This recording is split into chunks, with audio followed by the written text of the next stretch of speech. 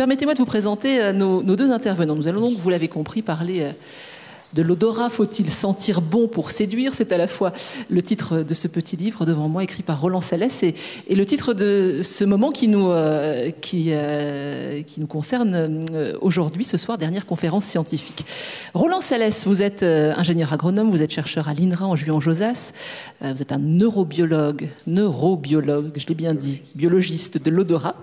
Vous avez créé, il y a un petit peu plus de 15 ans maintenant, au début des années 2000, un laboratoire sur l'olfaction, sur ce mécanisme neurobiologique de l'olfaction, et vous travaillez sur les récepteurs olfactifs. Plus particulièrement, il pourra y avoir des questions tout à l'heure là-dessus, sur ces nez bioélectroniques qui peuvent servir à la fois dans le domaine de la santé, mais aussi, on en a parlé très récemment, dans le domaine du terrorisme, à la détection de potentiels terroristes. On pourra parler avec vous également de l'essor des recherches sur cet odorat, des recherches qui correspondent, on va dire, à un regain d'intérêt dans la société ces quelques 20, 30 dernières années. Oui, 25, voilà. On est bon. Vous travaillez également, vous êtes intéressé ces dernières années à la création olfactive dans l'art contemporain. Des comédiens qui odorisent, je ne sais pas si j'utilise le bon verbe, odoriser leur spectacle. Et vous avez donc sorti ce livre qui s'appelle « Faut-il sentir bon pour séduire ?» 120 questions avec leurs réponses. Et sans trop déflorer, il est très marrant votre livre parce qu'à la fois on a des questions très sérieuses avec des réponses très sérieuses. Que se passe-t-il dans la cavité nasale? Les récepteurs olfactifs, qu'est-ce que c'est? Et puis il y a les questions marrantes, avec des réponses sérieuses tout de même. Alors par exemple, j'en ai une là, d'où qui pue donc tant? Ça, c'est une des questions à laquelle vous répondez. Voilà. Ou pourquoi les enfants n'aiment pas le poisson, ce qui intéresse beaucoup de parents. À vos côtés, Brigitte Munier. Brigitte Munier, vous êtes enseignant-chercheur à Télécom Paris Tech, département sciences économiques et sociales.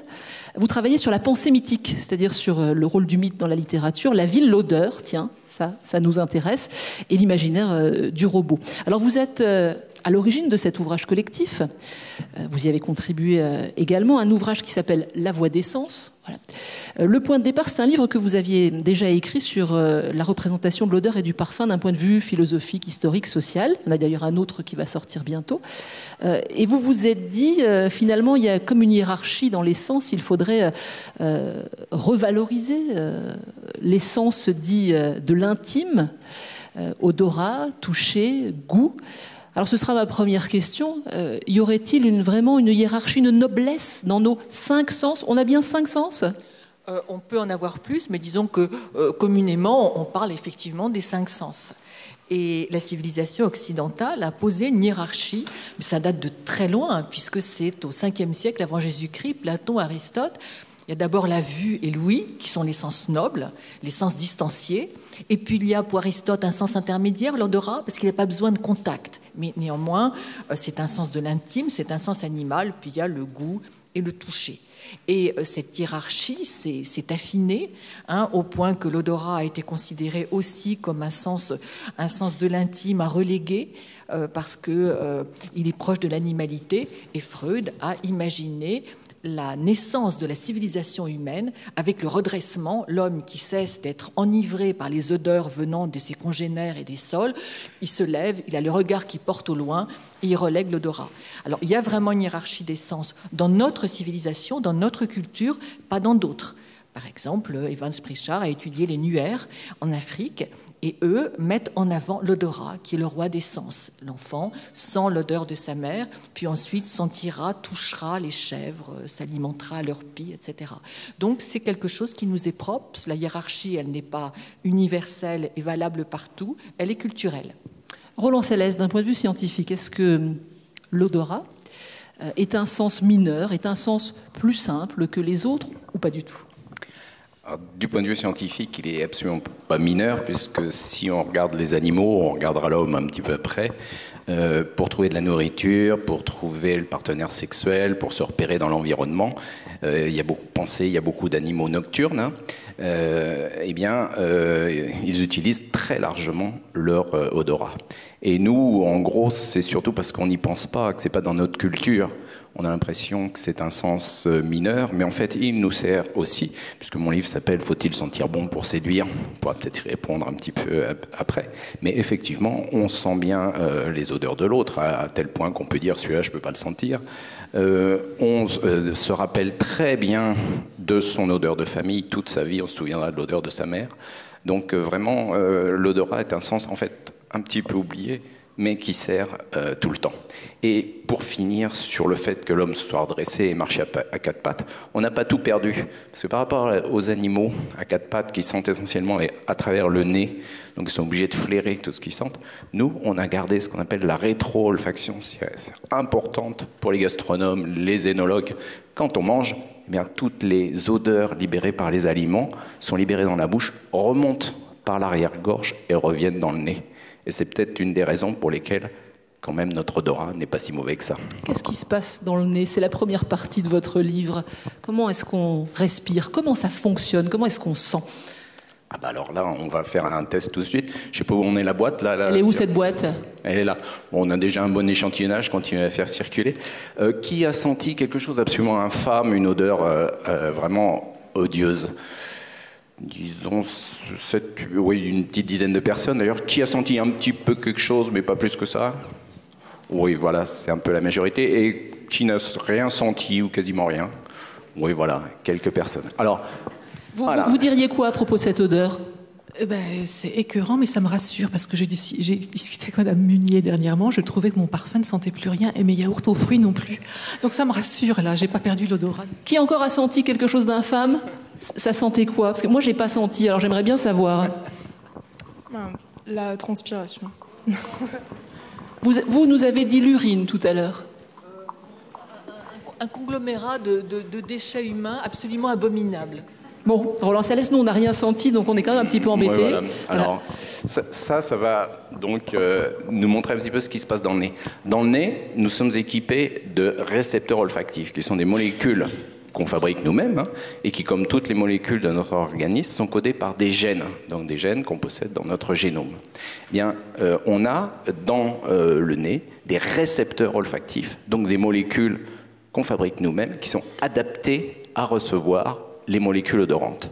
Alors celle que je vous ai fait passer s'appelle l'androsténone, je dirais peu importe son nom, mais c'est un des rares cas où on a une quasi-correspondance univoque entre un produit odorant et un récepteur.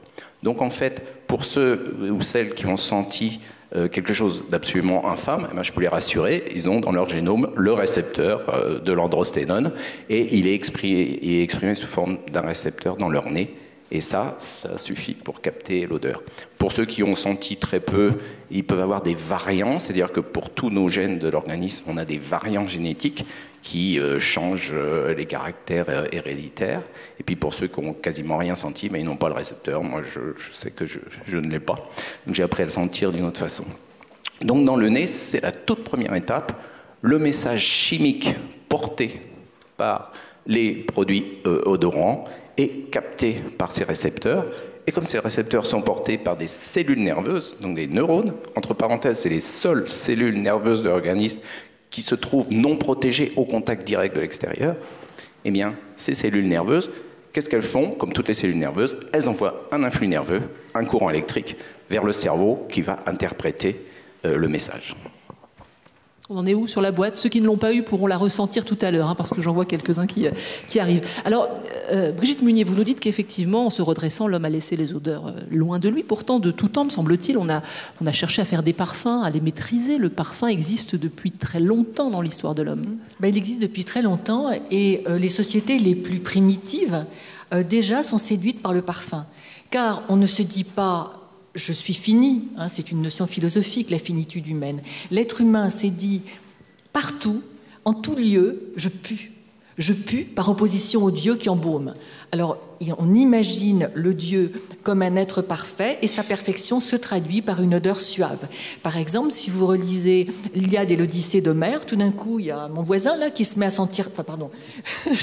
mon voisin qui se met à déployer des odeurs délicieuses. À ce moment-là, c'est que c'est un Dieu qui a pris son apparence et qui vient me voir. On peut tout attendre. Lorsque l'on veut honorer les dieux, et que l'on n'a encore rien fabriqué comme parfum, on fait brûler du cèdre, on fait brûler des aromates, de l'encens, etc. Le parfum, la bonne odeur est un moyen de rendre hommage aux dieux qui sont immortels, donc d'en utiliser pour prendre soin des morts, de façon à faciliter leur immortalisation, de soigner les corps malades, parce que par contiguïté, on se dit que ça va leur faire du bien. Et puis les parfums sont évidemment utilisés pour l'érotique. Alors peut-être encore, je vois que j'ai le droit à encore quelques secondes. Oui. Un parfum fort important se trouve dans la Bible, dans l'Exode, c'est Dieu. On ne le sait pas souvent, mais Dieu a donné la composition d'un parfum. C'est extrêmement précis, donne un certain nombre d'ingrédients en donnant des mesures. Et ça se termine par cette formule combinatoire, quiconque utilisera ce parfum à des fins profanes sera tranché de son peuple.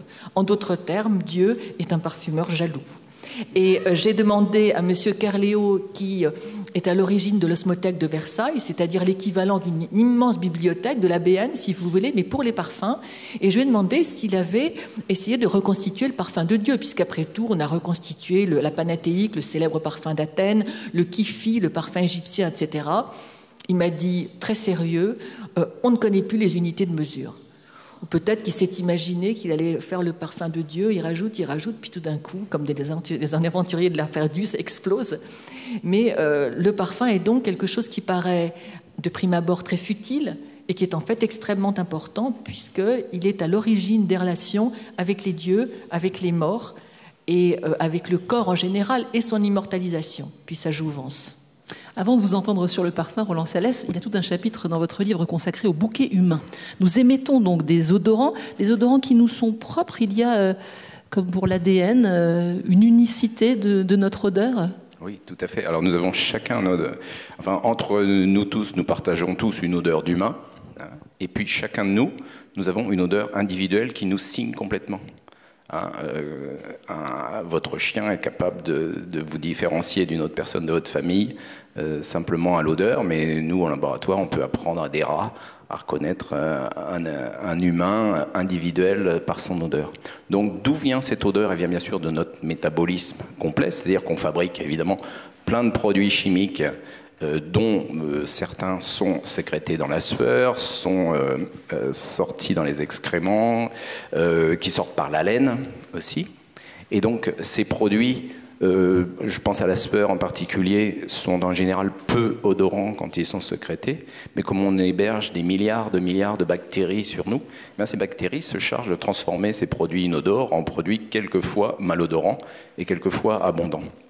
Et la plupart du temps, donc, on a deux couches, si vous voulez, à l'origine de notre odeur personnelle. On a notre couche héréditaire. Dans une famille, les gens d'une même famille partagent une odeur de famille. Et puis, on a une couche additionnelle à cause des bactéries qu'on héberge. Et donc ça fait deux façons d'individualiser notre odeur. Et on peut toujours se mettre tous les déodorants qu'on veut, se laver 4 fois par jour, ça ne change rien. Ça affaiblit un petit peu l'odeur, mais on la conserve. Par contre, cette odeur individuelle, elle change en fonction de l'heure du jour, elle change en fonction de l'âge, elle change en fonction de ce qu'on a mangé, et elle change aussi avec la maladie. Les parfumeurs sont-ils des êtres exceptionnels? Les nés? Exceptionnel, oui et non. Non, parce que c'est le fruit d'un fort long apprentissage. Pour être parfumeur, on va dans des écoles qui sont spécialisées. Il faut apprendre à distinguer les odeurs, à les nommer. Il faut apprendre à les repérer. Donc, c'est un travail de mémoire tout à fait considérable. Mais il faut également être un artiste. Car c'est Jean-Claude Héléna qui est un parfumeur et qui est parfumeur chez Hermès, puisque Hermès est attaché à un nez, on appelle nez des parfumeurs. Je prends un exemple, il est allé dans les îles Jardins sur le Nil et il a senti une odeur de mangue verte. Il s'est dit, voilà, je voudrais reproduire ce parfum. Je vais reproduire cette forme. Il a utilisé cette notion de forme qui suppose un contour, mais également je suis en forme, quelque chose de dynamique. Et c'est pas simplement l'odeur de la mangue verte. Là, on sait faire, on la reproduit. Mais reproduire l'émotion. Vous savez, l'odeur est fortement liée à l'émotion. Un artiste doit traduire une émotion, reproduire l'émotion, essayer de reproduire l'émotion qu'il a lui-même ressentie. Et à partir de là, il doit utiliser son savoir, ses souvenirs, ses compétences de chimiste, sa maîtrise des composants odorants pour pouvoir trouver un parfum. Donc c'est véritablement alors il faut travailler et il faut avoir cette capacité à traduire une émotion. A-t-on passé les parfumeurs à l'imagerie cérébrale ? Oui, alors c'est intéressant. J'ai des collègues de Lyon qui ont passé quelques parfumeurs, dont Jean-Claude Héléna d'ailleurs, dans l'IRM, donc dans l'imagerie cérébrale. Et ils se sont aperçus de plusieurs choses. Ils ont comparé des parfumeurs confirmés avec des parfumeurs apprentis, débutants. Ils ont vu deux choses. La première chose, c'est que les parfumeurs confirmés, leur cerveau consommait beaucoup moins d'énergie que les débutants pour reconnaître un odorant ou pour imaginer une odeur. Donc en fait, c'est quelque chose qu'on connaît pour d'autres genres de pratiques. C'est-à-dire que les gens qui ont de la pratique dans un domaine, eh bien, en quelque sorte, ont optimisé les circuits neuronaux dans le cerveau pour consommer en fait moins d'énergie. Et d'autre part aussi, on voit que les jeunes parfumeurs utilisent un petit peu toutes les régions du cerveau possibles parce que, en gros, ils cherchent des solutions aux problèmes, alors que les parfumeurs expérimentés utilisent beaucoup moins de régions du cerveau parce que justement, ils ont optimisé le fonctionnement. La deuxième chose, c'est qu'on a une zone du cortex. Le cortex, c'est la matière grise du cerveau, hein, ce qui emballe complètement le cerveau. On a une zone au-dessus des yeux qu'on appelle le cortex orbitofrontal, qui est juste ici, de chaque côté. Cette zone, donc, c'est la zone, on va dire, de la conscience des odeurs. Ça ne fait pas que ça, mais c'est là où, quand le cerveau travaille, où on peut corréler à la reconnaissance des odeurs, à le discours sur les odeurs, donc la perception consciente. On s'aperçoit que chez les parfumeurs, cette zone est plus épaisse que la population de référence, et alors que chez la population ordinaire, même cette zone s'affine avec l'âge, ce qui est normal pour toutes les parties du cerveau, mais chez les parfumeurs, elle demeure et même plus épaisse, et même elle continue à s'épaissir. Donc c'est un sens où on voit que la pratique, justement, favorise finalement le développement cérébral. Puisque nous sommes ici sur le livre, sur la place l'odeur dans les livres. Le livre a une odeur, mais l'écrivain qui utilise le lexique de l'odorat dans ses livres, ça nous évoque tout de suite quelque chose. Alors, il y a la Madeleine de Proust, ça c'est plus le goût, mais c'est de la rétro-olfaction également. Il y a d'autres exemples ? Oui, l'odorat, c'est certainement le plus sûr allié de la narration. Je vais prendre un exemple tout bête, celui de Zola. Zola qui était réputé n'avoir pas un odorat très fin, mais qui se sentait très sollicité par les odeurs, finalement comme beaucoup d'écrivains du XIXe siècle. Et dans Le Ventre de Paris, ils mettent en scène un personnage, la Sarriette, dont la bouche fleure la fraise et la jupe sent la prune. Immédiatement, elle est charmante. Et puis, il représente 3 commères infâmes qui complotent pour envoyer aux galères un malheureux qui n'a rien fait. Et Zola, on ne s'en rend pas compte quand on lit le texte, Zola s'amuse à les représenter dans une crèmerie. Et elle parle parmi une abondance d'haleine gâtée, fleurant le limbourg et le maroilles. Bon, fromage délicieux, mais l'évocation est ignoble. Presque autant pour ceux qui sont sensibles que la molécule de Roland Salès. Et immédiatement, beaucoup plus efficacement que n'importe quelle description psychologique, on sent la puanteur de l'âme de ces personnages. Parce que je dis la puanteur de l'âme, parce qu'effectivement, la métaphore vient aussi au secours de la narration. On dit ça pue pour quelque chose qui déplaît. Mais le flair du détective s'oppose au flair du chien qui humera du sol. Madame de Sévigné disait « j'ai le nez fin, je n'ai pas été longtemps la dupe ». Il y a toutes sortes de retournements qui alertent finalement le lecteur un peu attentif, car on s'aperçoit que l'odorat qui paraît être un sens mineur, mais finalement par retournement, dévoile son importance dans la vie sociale et dans la vie intellectuelle. Les poètes sont particulièrement attachés au parfum. Songez à Baudelaire, il est des parfums frais comme des chairs d'enfants, etc., etc. Et immédiatement, on partage finalement le sentiment, l'impression, l'émotion que l'auteur a voulu susciter, alors que le vocabulaire des parfums est, pour le quidam, extrêmement limité. Si je vous dis ça sent le muguet, ça sent le mimosa, ça sent la rose, bon d'accord, on a une petite idée. Mais essayez de repasser dans votre mémoire toutes les odeurs que vous connaissez. Très vite, vous arrivez au bout. Vous allez pouvoir dire « ça sent le grenier de ma grand-mère ». Ben oui, tant mieux pour vous. Je connais à la rigueur l'odeur du grenier de la mienne. Mais les odeurs sont terriblement subjectives et difficiles à exprimer. Dans un instant, je vous passe la parole pour vos questions. Vous pouvez commencer. Et si vous n'en avez pas, j'en ai 120 dans ce livre. Je pourrais toujours vous en souffler. Roland Salès, question 17, justement. La Madeleine de Proust. C'est vrai, la mémoire olfactive?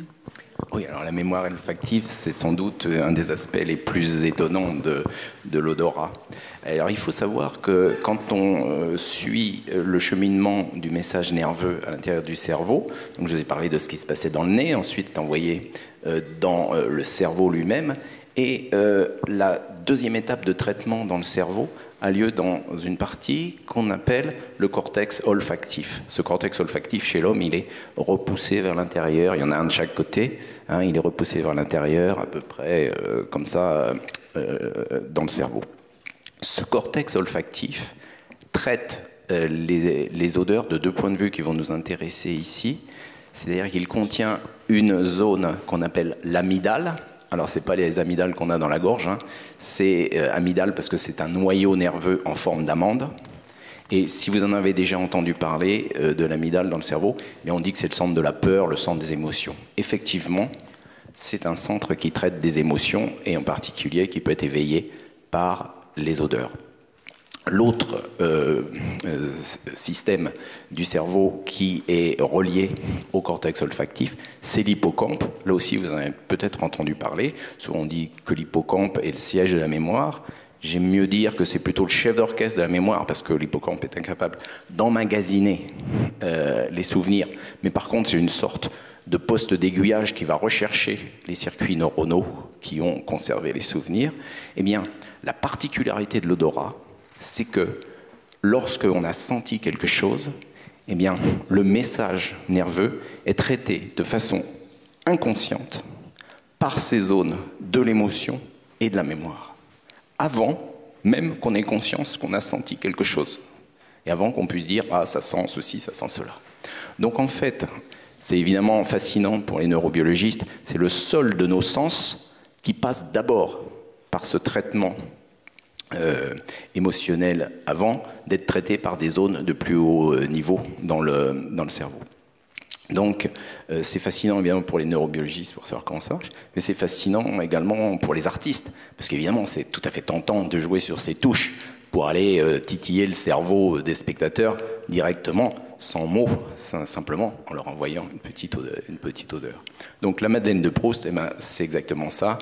Le narrateur goûte cette madeleine avec le thé, et d'un seul coup, avant même qu'il se soit rappelé réellement les circonstances, et même qu'il ait conscience qu'il a senti quelque chose, il sent déjà l'émotion, et il sent déjà le frémissement du souvenir.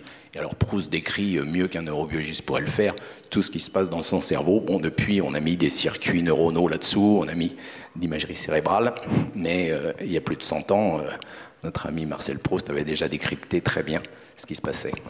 Qui n'a pas senti l'androsténone ? Qui regrette. Vous voulez y revenir? Madame, vous ne l'avez pas senti non plus? Ah non, mais qui veut le sentir, qui n'a pas eu la petite boîte? C'était ma question. Monsieur? Voilà. Est-ce qu'il y en a d'autres dans la salle qui ne l'ont pas senti? Alors, monsieur? Berck ou rien du tout? Ça sent la chimie. Bon. Tout le monde a senti? Madame non plus? Il paraît qu'il faut y aller doucement, hein? Qui veut poser la première question? Je viendrai vers vous. Oh, madame, oui, ça sent pas bon, hein. Encore quelqu'un par ici, je crois, qui n'avait pas senti. Voilà. Et je vais vous passer le micro par ici. Bonjour. Alors moi, j'ai une première question. C'est par là. C'est savoir si du coup les personnes qui sont plus sensibles aux odeurs du coup sont plus émotives. Première question. Et est-ce qu'il y a des profils du coup dans le développement sensoriel, de ce sens-là, qui peut-être fait des profils de personnes ou une sociologie de personnes un peu. Voilà, c'est un peu les deux questions que je voudrais poser. Merci. En fait, plus émotive, pas forcément. Une capacité à éprouver davantage d'émotions, certainement. Mais plus émotive, l'odorat ne demeure quand même qu'un élément de ce système. Hein. Je pense que vous serez d'accord. Quand on observe la sensibilité d'une population humaine à un produit chimique odorant donné, on observe qu'il y a un facteur 10 000 dans les concentrations de différence de sensibilité. Vous voyez, c'est absolument énorme. Donc pour un produit donné, il y a des gens qui peuvent être très sensibles et d'autres pas sensibles. Et pour un autre produit, ça va complètement s'inverser. Alors par contre, tout à l'heure, on a discuté sur le stand, il me semble que je vois une personne. Il y a des gens qui sont, je vais dire, hyperosmiques. C'est-à-dire qu'ils ont, semble-t-il, une sensibilité augmentée aux odeurs. C'est extrêmement difficile de savoir, sans faire des tests précis, si c'est parce que leur système olfactif est effectivement plus, je vais dire, performant, je ne sais pas ce que ça recouvre, ou si c'est un apprentissage, s'ils ont fait plus attention aux odeurs ou des choses comme ça. Donc ça, et puis, à l'autre bout, on va dire, il y a des gens qui sont hyposmiques. Alors là, le plus souvent, c'est assez caractérisable par des essais. On peut faire des tests et voir que ces gens-là ont une sensibilité olfactive diminuée, effectivement. Je compléterai en disant il y a des anosmiques et vous avez pu devenir anosmique passagèrement à la suite de prise de médicaments, par exemple. Vous n'êtes pas devenu sans émotion, indifférente et froide d'un seul coup. Hein. Donc, d'une certaine façon, ça répond de soi-même. Qui veut poser une question? Oui. Alors, Monsieur Salès m'a dit que Androsténone. Voilà, c'était une hormone sexuelle, il vient de me le dire. Qu'est-ce que je voulais dire, moi, bon, le fait qu'on la sente ou qu'on la sente pas, qu'est-ce que ça peut voilà, je voudrais savoir. Et puis, est-ce que ça peut agir? Est-ce que c'est une hormone sexuelle sécrétée par les deux sexes ou qu'est-ce que c'est que cette histoire-là? On va vers les phéromones, là. C'est une mauvaise piste. Alors, c'est un leurre scientifique. Alors, comme tous les stéroïdes sexuels, il y en a qui sont sécrétés, ils sont fabriqués dans les deux sexes, mais certains sont plus abondants chez les mâles et d'autres plus abondants chez les femelles. Excusez-moi, moi je suis à l'INRA, je travaille avec le bétail, donc je parle mâle-femelle. Donc l'androsténone, comme son nom l'indique, andro, est plus abondante, 50 fois plus abondante à peu près que chez les hommes que chez les femmes, et chez les mâles d'une façon générale dans toutes les espèces. Pourquoi certains la sentent, pourquoi certains la sentent pas dans l'espèce humaine, ça c'est très difficile à savoir. Ce qu'on sait, c'est, nous on a travaillé là-dessus dans notre laboratoire, c'est que quand on s'adresse aux mêmes récepteurs olfactifs chez le chimpanzé ou chez le bonobo, on s'aperçoit qu'eux, ils ont gardé ce récepteur. Donc c'est nos cousins évolutifs relativement proches. Et en particulier, le récepteur à l'androsténone du bonobo semble être le plus sensible de tous les mammifères qu'on ait étudiés.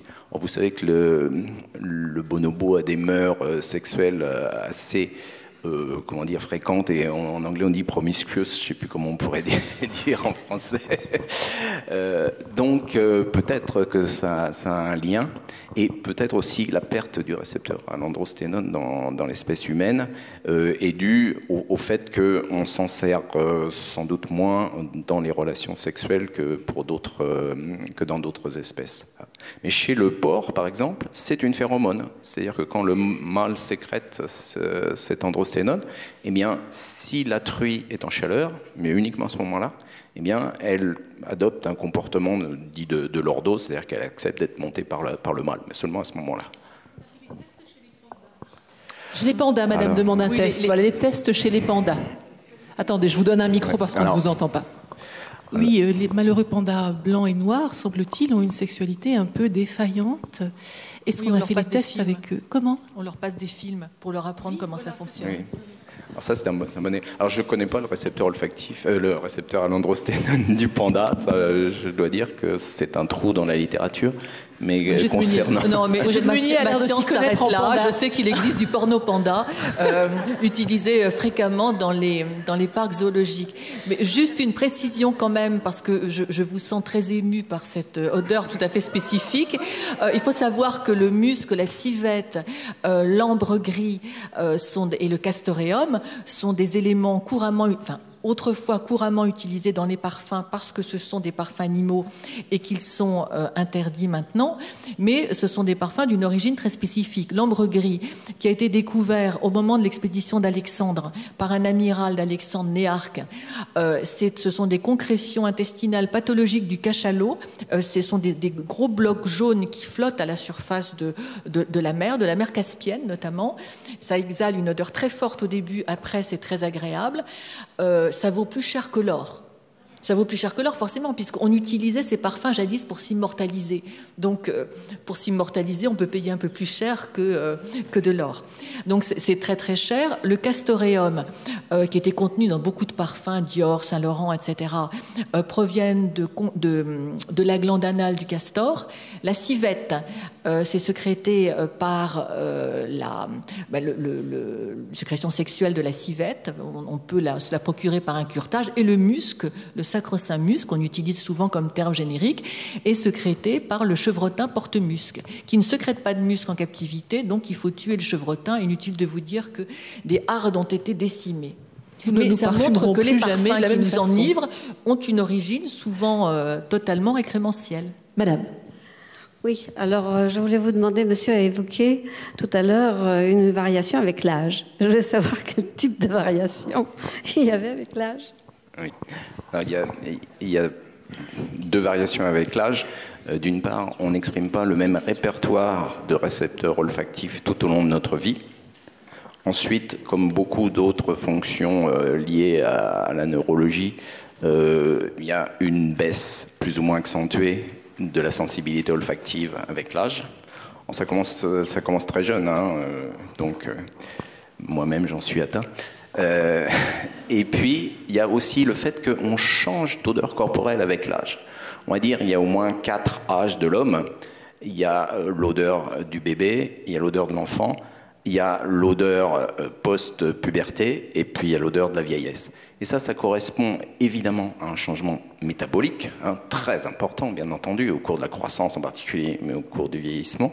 Et ça correspond aussi à un changement de notre de notre équipement, si je puis dire, en bactéries, qui change également avec l'âge. Et en particulier, quand on vieillit, on acquiert de plus en plus des bactéries qu'on appelle des chorines bactéries, qui sont les bactéries du fromage, en gros.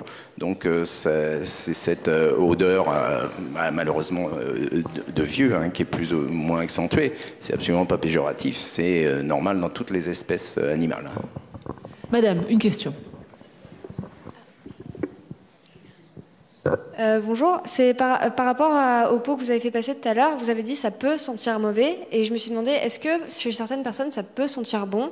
Et si c'est le cas, je me suis demandé aussi par rapport au lien qu'il y avait entre les souvenirs et l'odeur, est-ce que les souvenirs qu'on peut avoir d'une odeur, ça peut changer notre perception complètement de l'odeur en elle-même?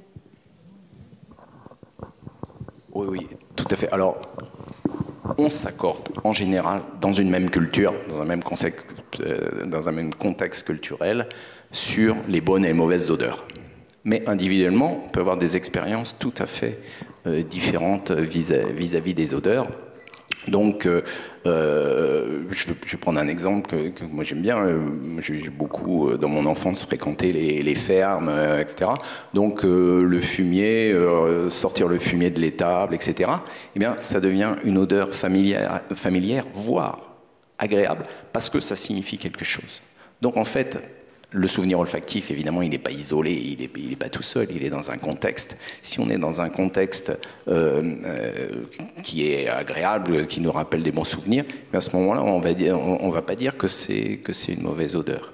Et inversement, des gens qui ont vécu une expérience désagréable, même avec des mauvaises odeurs. Alors, je prends un exemple un petit peu extrême, malheureusement, mais des femmes qui ont été violées se rappellent l'odeur de leur agresseur, même si c'est un parfum de prix. Hein. Donc, et là, il est désagréable. Donc, il y a vraiment une étroite relation entre l'expérience individuelle et la connotation. Alors, bien entendu, on va s'entendre pour dire que les odeurs, par exemple, putrides, enfin de cadavres, par exemple, sont mauvaises. Mais songez au vautour, il ne vous dira pas la même chose, hein, parce que lui, il va chercher les charognes. Brigitte Munier, les bonnes et les mauvaises odeurs, ça vous inspire? Oui et non. Enfin, oui et non. Bien sûr, les bonnes odeurs m'inspirent. Mais en écoutant cette question, je pensais aussi à l'olfactothérapie. Je crois que c'est un renseignement qui serait intéressant à énoncer à côté de la petite Madeleine de Proust. Il existe des olfactothérapeutes. Ce sont des gens qui soignent, ou plus exactement, qui accompagnent des pathologies graves du type AVC, Alzheimer, ou toute personne qui finalement est réduite, je m'exprime mal, un mal état de légumes à la suite d'un accident grave. Et ces personnes donc ne réagissent plus. Et on a découvert assez récemment qu'on arrive à les rendre à elles-mêmes, si je puis dire, en leur faisant respirer des odeurs. Bon, par exemple, j'ai vu ça dans un livre de Patti Canac, et je suis allée voir Marisa Dernos, qui interviennent à l'hôpital de Garches et à la Riboisière à Paris. Par exemple, un jeune homme qui avait été victime d'un accident de moto et qui se retrouvait inconscient sur son lit, l'équipe médicale ne savait absolument pas s'il était semi-conscient ou non. Sa mère était désespérée à ses côtés depuis un mois, et Patti Canac, l'olfactothérapeute, donc spécialité nouvelle, est entrée dans sa chambre, interdite face à tant de souffrance, et elle a hésité à sortir ses petits flacons. Et puis la mère racontait que son fils, il n'y a pas si longtemps, mastiquait sans arrêt des chewing-gums à la menthe. À ce moment-là, Patti Canac a sorti une odeur de menthe, l'a fait sentir à ce jeune homme qui immédiatement a réagi. C'était un frémissement nasal tout au plus. Puis on a semblé qu'il clignait une paupière. Et puis petit à petit, on est allé véritablement le rechercher grâce à l'odeur. Comme vous l'expliquait Roland Salès, le système olfactif est très très près de la mémoire, donc l'odeur réveille, si vous voulez, la mémoire, et sans effort, en quelque sorte, la personne est revenue. Et comme ça, auprès de gens qui sont atteints d'Alzheimer, on leur fait respirer une odeur de mimosa, de muguet, donc de bonnes odeurs, mais aussi de mauvaises odeurs, des odeurs d'humidité, par exemple, et des odeurs de fromage, des odeurs de toutes sortes, qui effectivement réveillent des souvenirs, et qui à ce moment-là deviennent des odeurs extrêmement précieuses. Donc l'odorat, c'est véritablement un réveil, si vous voulez, tout un monde. Et c'était Bachelard qui disait, voyez-vous, une odeur éveille la pensée. Monsieur. Merci. Oui, l'odorat doit faciliter la relation entre les humains. Et je me demandais si, comme il y a des sensibilités différentes selon les personnes, est-ce que ça va faciliter la relation plus spécifique entre deux humains, donc par exemple une relation amoureuse, et autrement, il y a des pathologies du cerveau qui vont supprimer l'odorat, et ça va entraîner des perturbations importantes même dans la vie quotidienne, hein, dans la cuisine par exemple. Est-ce que ces perturbations-là vont aussi limiter ou perturber les relations intra-humaines ? Oui, sur les aspects relationnels, certes. En général, on observe que les gens anosmiques et agueusiques, hein, puisque le goût et l'odorat sont proches, puisque quand par votre simple goût, vos papilles gustatives, vous testez la consistance d'un aliment, sa chaleur, puis le sucré, le salé, l'acide, l'amer et l'umami, c'est-à-dire cette odeur de viande grillée ou de bouillon cube. Mais les parfums vous viennent par rétro-olfaction, donc par le nez. Donc effectivement, quiconque a perdu le goût et a perdu l'odorat trouve que le monde a perdu ses parfums, sa saveur. Il n'a plus de goût à vivre, justement. Donc ça change énormément les choses. Concernant les rapports amoureux, par exemple, Roland Salès vous répondra de façon savante, mais je vais citer Françoise Dolto, qui, de façon franchement triviale, disait face à un couple qui hésitait à s'engager, vérifiez si vos odeurs sont compatibles. Et effectivement, on peut être ému par l'odeur de l'autre ou le trouver très séduisant, mais il y a une drôle d'odeur quand même. Ça, c'est mauvais. C'est franchement mauvais, mais vous expliquerez ça mieux que moi. Évidemment, dans le domaine humain, c'est difficile de faire des expériences, mais ce qui a été fait, c'est en fait de vérifier si, à l'intérieur de couples, l'un des deux membres préférait l'odeur du conjoint par rapport à toute autre odeur. La plupart du temps, dans les couples constitués depuis longtemps, on s'aperçoit qu'effectivement c'est le cas, Et quand on présente juste un t-shirt imbibé de l'odeur du conjoint, on s'aperçoit que c'est l'odeur préférée.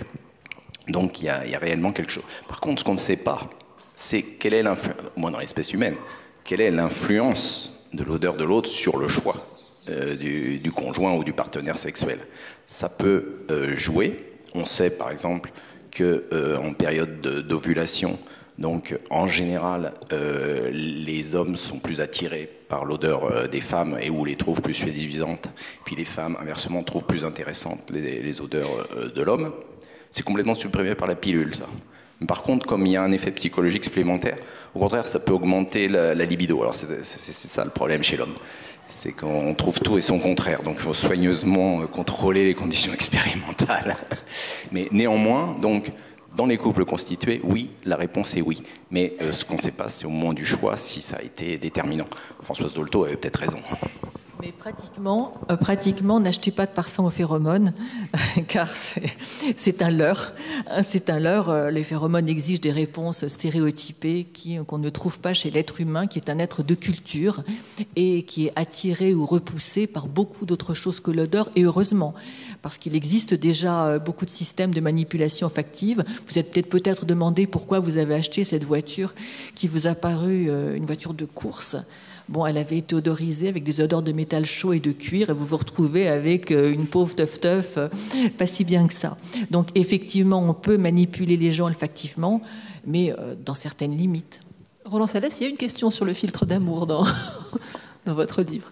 Alors, il existe, il n'existe pas. C'est une belle légende, le filtre d'amour. Hein. Tout le monde a espéré le trouver à travers les âges. Et là, sur l'historique, vous pourriez en dire sans doute plus que moi. Non, il n'y a aucun produit chez l'homme qui correspond à la phéromone du papillon. Vous savez que les papillons de nuit mâles, au moment de la reproduction, donc d'une part, les femelles émettent une phéromone qui est émise dans l'air, et puis les papillons de nuit mâles, vous savez, chez les insectes, leur nez, c'est les antennes. Hein. Donc ces papillons de nuit, ils ont des très grandes antennes en forme de peigne, souvent. C'est pratiquement des nez volants. Eh bien, ils sentent donc à très grande distance la phéromone femelle, et à partir du moment où ils l'ont senti, ils ne font plus qu'une chose, et une seule, c'est voler vers la femelle pour aller s'accoupler. Alors, bon, peut-être individuellement vous avez une expérience comme ça, mais dans l'espèce humaine, il n'y a rien de rapporté tel quel, c'est-à-dire qu'on a encore la liberté de ne pas bouger ou d'y aller par des voies détournées. Et en général, la cour dans l'espèce humaine est extraordinairement compliquée, bien plus compliquée que chez le papillon. Le papillon, c'est je sens un truc, je vole. Oui, monsieur. Brigitte Meunier, on a parlé d'amour, on pourrait parler de haine. Vous avez un paragraphe sur la puanteur de la haine. Il y a des parfums de l'âme et des puanteurs de haine. Je vous parlais des retournements liés au langage concernant l'odeur, le flair animal et le flair du détective. Et effectivement, quand on dit qu'un individu pue, qu'il est véritablement puant, c'est qu'il est parfaitement détestable. Et par exemple, pendant la guerre de 14, on avait développé toute une théorie concernant la puanteur des Boches, des Allemands. Et il y avait un certain docteur Bérillon qui avait écrit un ouvrage qui se voulait totalement scientifique. Enfin, l'individu considérait qu'il avait écrit un ouvrage scientifique sur la bromhydrose des Allemands. C'est-à-dire, ça signifie, en fait, je suis désolée, hein, cette évocation désagréable, mais d'uriner par les pieds. Donc, il y avait cette idée que les Allemands, effectivement, on les détestait puisqu'il s'agissait d'agresseurs, d'envahisseurs. Les Allemands puaient tellement parce qu'ils étaient atteints d'une goinfrerie pathologique qu'ils n'avaient pas assez de leurs intestins pour pouvoir stocker toute cette puanteur. Ça sortait de partout. Je m'exprime avec énormément de décence parce que je vous assure que le texte est très, très, très évocateur. Et les Allemands, de leur côté, ont prétendu accréditer cette légende en déféquant dans les tiroirs de commodes des maisons qu'ils avaient réquisitionnées pendant la guerre. Donc, et ceci, c'était donc pendant la guerre de 14. Donc, l'ennemi pue.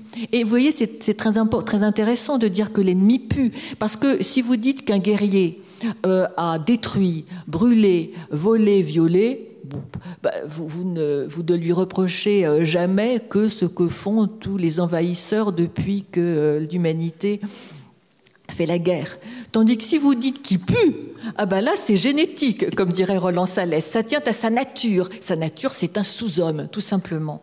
Et effectivement, après, pendant la guerre de 40, ce vocabulaire olfactif a véritablement régné en maître.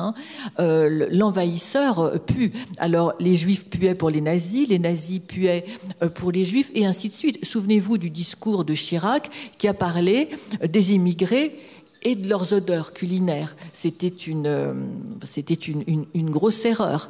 Car effectivement, et on revient à ce que l'on a dit précédemment, nous avons nos odeurs qui nous plaisent et nos odeurs de cuisine qui nous plaisent, par exemple le pot-au-feu ou la choucroute, enfin ça dépend, et on peut être vraiment réellement gêné par des odeurs d'épices qui sont inhabituelles. Nos odeurs sont culturelles et ça répond aussi à beaucoup de questions qui ont été posées précédemment. Par exemple, excusez-moi, les hommes en Occident se parfument, enfin quand ils se parfument, et ceci est un phénomène récent, avec des parfums d'agrumes, citron, etc., quelque chose d'assez léger.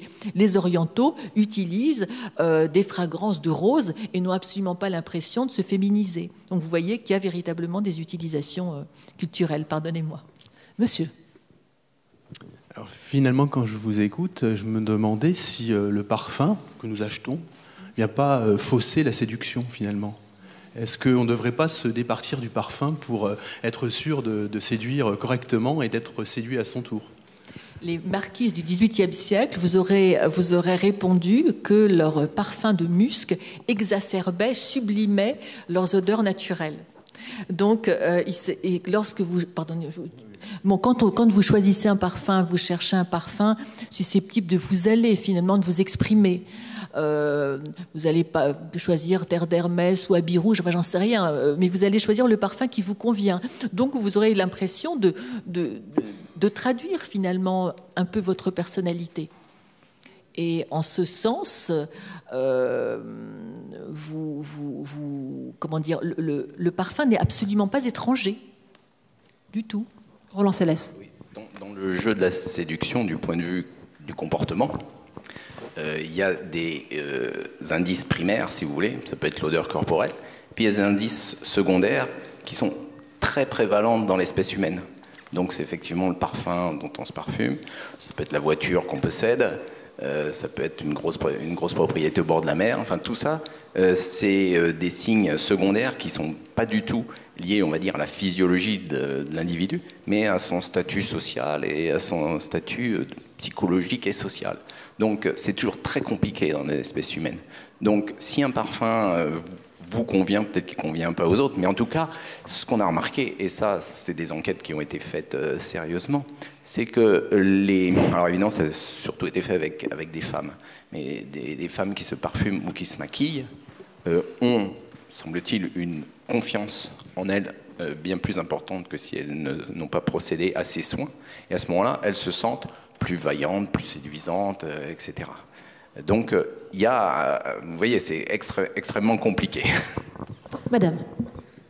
Il y a peut-être aussi le fait que quand on est en colère ou quand on n'est pas bien avec soi-même, on peut peut-être avoir des problèmes de fonctionnement simplement au niveau des organes et qu'à ce moment-là, on pourrait imaginer que l'odeur en dépend.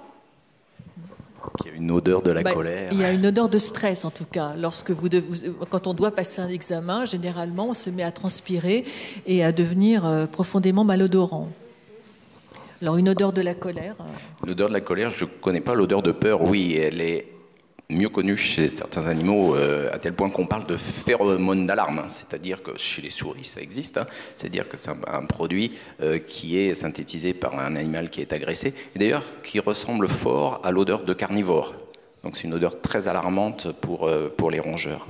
Donc ça, effectivement, ça existe. Il y a eu en 2015 à Bâle, oui, voilà, une exposition au musée Tinguely qui s'appelait Belle Haleine. Vous y êtes, eh bien, Cicely Tolas, donc, qui est une chimiste, parfumeuse assez excentrique, on va dire, avait une exposition de papier peint imbibé à l'odeur de peur humaine. Voilà. Donc il fallait gratter un peu le papier peint pour sentir. personnellement, j'y suis allé, c'était un peu usé, donc il fallait gratter dans les coins et j'ai pas trouvé ça très désagréable. En tout cas, j'ai pas eu peur. Mais bon, dans d'autres contextes, on peut. L'odeur de peur existe dans l'espèce humaine, ça s'est montré. Pareil, dans l'espèce humaine, on n'a jamais de réponse à 100%. Hein. On est à des 60, 70, 75% au mieux de réponse. Donc en fait, 10 à 15% au-dessus de la chance, puisque la chance c'est 50%. Donc l'espèce humaine est très compliquée. Je vous donne un micro. C'est vrai aussi pour les animaux, je pense, puisqu'il y a des fois des animaux qui ne peuvent pas sentir certaines personnes. Il y a des personnes qui ne peuvent pas aborder un chien parce qu'effectivement, et je pense que c'est peut-être la peur là aussi. Et inversement, il y a des personnes qui sont très apaisantes pour les animaux aussi. Oui. Et il n'y a certainement pas que l'odeur. Notre langage corporel, il ne faut pas l'oublier, nous en dit sur nous bien plus que tous les mots. Mais néanmoins, et les animaux, évidemment, le perçoivent. Madame. Oui, j'ai en tête 2 personnes que je connais et qui, malheureusement, bien qu'ayant une hygiène irréprochable, des fois, se mettent à sentir la transpiration. Bon, c'est très ennuyeux parce que c'est des gens que j'apprécie beaucoup. Est-ce que ça peut se traiter, d'une part? Est-ce qu'au niveau de l'hormone, au niveau hormonal, ça peut se traiter ou pas? Et puis, d'autre part... Attends, un peu de sérieux, j'arrive pas à continuer à la cite. Ouais. Et puis d'autre part, moi j'ai assisté à un film où on avait un film archéologique où on avait redécouvert en fait dans la grotte Mandrin des odeurs qui dataient de 50 000 ans. C'est-à-dire que les archéologues ont fouillé le plancher. Hein, et en fouillant le plancher, en le grattant, donc on a redécouvert des odeurs de gibier qui avaient été cuits dans ces grottes. La suie s'était déposée sur la voûte de la grotte. Bon, bien sûr, les pierres étaient tombées. Et c'était soit Néandertal, soit Sapiens qui avaient cuit ces gibiers. Et en grattant, 50 000 ans après, les archéologues ont redécouvert ces odeurs de gibier. Alors, voilà.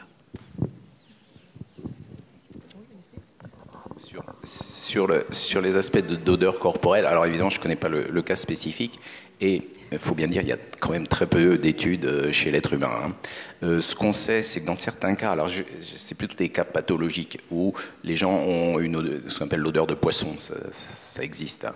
Donc c'est vraiment une odeur ammoniaquée très, très désagréable. Donc en changeant le régime alimentaire, en prenant moins de protéines, on arrive à diminuer cette odeur. Donc l'alimentation peut jouer. Maintenant, il y a une chose à laquelle on ne pense pas aussi, c'est qu'il y a certains tissus qui sont plus favorables au développement de certaines bactéries plutôt que d'autres. Et pour les quelques cas rapportés dans la littérature, c'est pareil, il n'y en a pas beaucoup, mais il semble que certains tissus synthétiques favorisent plus, j'ai parlé des coréines bactéries tout à l'heure, donc le développement de ces bactéries. Donc, et cette fois, c'est les vêtements finalement qui puent et pas tellement. Alors évidemment, l'humain est à la source de tous les produits qui vont être désagréables. Voilà. Donc c'est à peu près tout ce que je peux dire sur ce cas-là. Et la plupart du temps, les médecins n'ont pas de réponse. Il faut mettre de la soie, c'est tout. Et sur les odeurs redécouvertes dont Madame nous parlait, ces odeurs de gibier, dans une grotte, le film dont elle nous parlait. La deuxième question. Une odeur, ça se conserve, une odeur, une conserve, ça traverse les âges. Absolument, oui, les odeurs se conservent. En plus, on peut les reconstituer à partir des éléments découverts. Non, mais certes, les odeurs se conservent. Et d'ailleurs, il y a l'odorologie. Enfin, là, je quitte vos cavernes pour retrouver le terrain de la criminalité. L'écart est assez grand, mais je pense que ça rejoint un petit peu ce que vous abordez. Lorsque sur un lieu de crime, par exemple, on peut récupérer des odeurs. Et ça dure pendant, je crois, 2 à 4 jours. C'est-à-dire que si le crime est censé avoir eu lieu à tel endroit, on pose des languettes de tissu, on les applique, ensuite on les conserve dans des bocaux hermétiquement fermés et des chiens sont chargés, par exemple, s'il y a eu un crime, un vol, un viol plus exactement, le chien va sentir la languette de tissu, sentir l'individu présumé coupable. Et alors bien sûr, ce ne sera pas un argument décisif, mais ce sera véritablement quelque chose qui pourra aider les policiers qui cherchent à identifier le coupable. Une dernière question ? Oui, monsieur. Une petite anecdote sur les vieilles odeurs, justement. Il y a quelques années, j'ai des collègues de l'université de Versailles-Saint-Quentin qui ont travaillé sur le bûcher de Jeanne d'Arc, puisqu'il y a une statue de Jeanne d'Arc ici, ça m'y fait penser. Et donc, l'idée était de savoir si des morceaux de bois qu'on avait retrouvés avaient simplement pu être ceux du bûcher de Jeanne d'Arc. Et donc, ils ont fait appel simplement à un panel humain donc, pour sentir et essayer d'identifier l'odeur de brûlé qu'il n'y avait pas. Donc, il semble que ce n'était pas au moins des bois qui venaient d'un bûcher, du moins. Celui de Jeanne d'Arc, c'est encore une autre question. Est-ce que la science des odeurs peut aider la médecine je pense aux expériences qui ont été faites avec des chiens renifleurs sur des urines humaines de gens ayant le cancer ou non, enfin ce genre de choses. Expérience dont vous parlez d'ailleurs, Roland Salès, dans votre livre. Dans mon laboratoire, on travaille sur ce qu'on appelle des nez bioélectroniques, c'est-à-dire qu'on essaye d'apprivoiser ces molécules qu'on a dans le nez, les récepteurs olfactifs, pour décoller sur des électrodes et essayer de cette façon de faire un diagnostic olfactif donc de maladies. Mais ça peut servir aussi à bien d'autres choses, on peut détecter des explosifs, etc. Donc on sait que ça marche avec les animaux, avec les chiens, avec les rats, même avec les abeilles. Ce qu'on sait aussi, c'est que la médecine, depuis les années 70, au moins en France, a abandonné l'enseignement de l'odeur des maladies. Mais on le voit dans la littérature scientifique, c'est en train de revenir. C'est-à-dire que les gens analysent l'haleine de patients, analysent les odeurs corporelles, l'odeur d'urine. Et à partir de là, on peut effectivement établir un diagnostic. Alors ce qui est intéressant, c'est que c'est rapide, c'est non invasif, et ça peut être éventuellement l'objet de la télémédecine, puisque nous, au laboratoire, c'est ce qu'on essaie de faire, des puces olfactives, si je puis dire, qu'on pourrait brancher sur son téléphone portable et on envoie ça au médecin. Donc là, il y a tout à fait un champ complètement nouveau qui s'ouvre, qui prendra du temps pour arriver aux applications, mais en laboratoire, on sait que ça marche. Puis évidemment, il y a toutes les questions actuelles concernant la détection des explosifs, des armes, du terrorisme, etc. On sait que ça marche avec des rats. En Afrique, il y a une association qui s'appelle Apopo, qui élève des rats détecteurs de mines. Donc il y a vraiment toute une effervescence à l'heure actuelle. Vous avez parlé des chiens, bien sûr. J'étais avec des pompiers de Paris la semaine dernière. Ils utilisent des chiens de recherche qui sont extraordinairement performants. Songez qu'un chien, il va comprendre qu'on cherche, il est parmi plein d'humains qui sont en train de chercher quelqu'un, et puis il va comprendre que c'est quelqu'un qui n'est pas là, dont il faut qu'il recherche l'odeur. Et donc le chien est parfaitement capable de comprendre ça. Bon, évidemment, il a appris, mais oui, il y a un champ là complètement nouveau qui s'ouvre et qui est loin d'être défriché.